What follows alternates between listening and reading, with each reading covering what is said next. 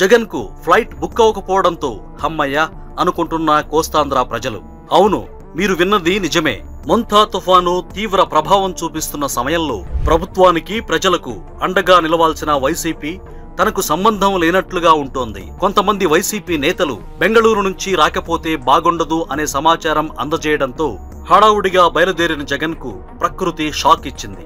వాతావరణం బాగోలేకపోవడంతో విమానాలన్నీ రద్దయ్యాయి. జగన్ ఇప్పుడు బెంగళూరులోని ఇంటికే పరిమితమై ఎంజాయ్ చేస్తున్నారు. ఒక పక్క CM Chandrababu, deputy CM Pawan Kalyan, IT మంత్రి నారా లోకేష్ నిరంతరం సమీక్షలు నిర్వహిస్తూ అధికారులకు ఆదేశాలు జారీ చేస్తున్నారు. తుఫాను ప్రభావిత జిల్లాలకు ముందుగానే ₹1 కోటి చొప్పున నిధులు మంజూరు చేశారు. అధికార యంత్రాంగం మొత్తం ప్రజలను అప్రమత్తం చేస్తూ క్షేత్రస్థాయిలో పర్యటిస్తోంది. అయితే జగన్ రాకపోవడమే మంచిదైందంటూ నెటిజన్లు కామెంట్లు పెడుతున్నారు. వచ్చినా ఏముంది, ప్రభుత్వం అలా విఫలమైంది, ఇలా విఫలమైంది అంటూ అసత్య ప్రచారం చేయడమే కాని మొన్న విజయవాడకు వరదలు వస్తే ₹1 కోటి ప్రకటించి ఇంతవరకు ₹1 కూడా ఇవ్వలేదు. గతంలో హుద్హుద్, తిత్లీ తుఫాన్లు రాష్ట్రాన్ని ముంచెత్తినప్పుడు కూడా హైదరాబాద్ లో ఏఎంబీ మాల్ కి సినిమా చూడ్డానికి వెళ్లాడు కానీ కనీసం ఇబ్బంది పడుతున్న ప్రజలకు అండగా ఉండాలంటూ పార్టీ శ్రేణులకు ఆదేశాలు కూడా ఇవ్వలేదు. మీరు గమనిస్తే ఇటీవల యూరోప్ నుంచి తిరిగి రాగానే హడావుడిగా ప్రెస్ మీట్ పెట్టి గూగుల్ డేటా సెంటర్ రావడానికి తానే కారకుడునని,